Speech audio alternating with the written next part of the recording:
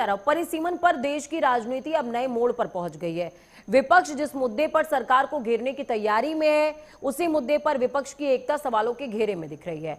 शरद पवार की पार्टी के सुर बदल गए, एनडीए के लिए राजनीतिक ऑक्सीजन वो बनते नजर आए। सुप्रिया सुले ने बयान के जरिए संकेत दिया कि अगर सरकार सीटें बढ़ाती है 50%, तो एनसीपी अपने रुख पर दोबारा सोचेगी। दूसरी तरफ कांग्रेस ने भी साफ संदेश दिया है। महाराष्ट्र के बाद दिल्ली से संदेश मिला है।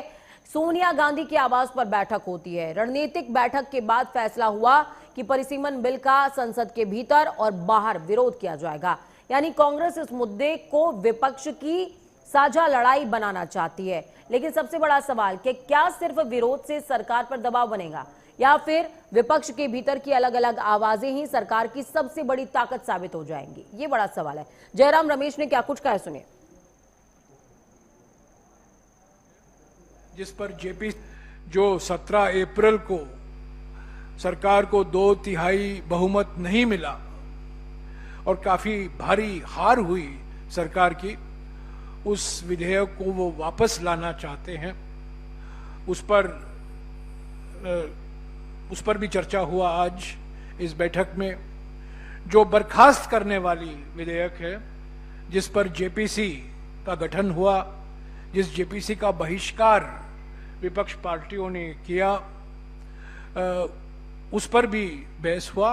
और कांग्रेस पार्टी हमेशा हमारी ये राय रही है, हम परिसीमन विधेयक का पूरा विरोध करेंगे, करते रहेंगे और सभी विपक्ष पार्टी की एकता और एकजुटता बरकरार रखने में हम पूरा प्रयास करेंगे। तो मानसून सत्र से आने पहले पावर गेम स्टार्ट हो गया। अब टाइमलाइन समझ लीजिए। 16 अप्रैल 2026 131वां संविधान संशोधन विधेयक पेश होता है। 17 अप्रैल 2026 क्या होता है, लोकसभा में बिल आवश्यक बहुमत वो नहीं जुटा पाता। 20 जुलाई को हालांकि मानसून सत्र जो है वो शुरू होने वाला है, लेकिन उससे पहले 16 जुलाई की तारीख, माफ कीजिएगा 16 अप्रैल की तारीख इंपॉर्टेंट हो जाती है। 131वां संविधान संशोधन विधेयक पेश हुआ था, जिसके बाद 17 जुलाई को चूंकि बहुमत नहीं मिल पाया था, इस वजह से ये विधेयक डाउन हो गया था। हालांकि इस दौरान अमित शाह जब सदन में बोल रहे थे तो उन्होंने कहा था कि जो आवश्यक चीजें हम उसे 1 घंटे में क्लेरिफाई करके इसको चीजें को ठीक कर सकते हैं। लेकिन अप्रैल के बाद सरकार ने सहयोगी दलों की अप्रोच करना शुरू किया, संपर्क साधना शुरू किया, जिसका नतीजा ये निकला कि मानसून सत्र से पहले यानी कि अब 20 जुलाई से पहले एनसीपी एसपी के समर्थन के संकेत मिलने लगे हैं, जिसका जिक्र अभी मैंने किया था। सुप्रिया सुले के बयान सामने आ रहे हैं।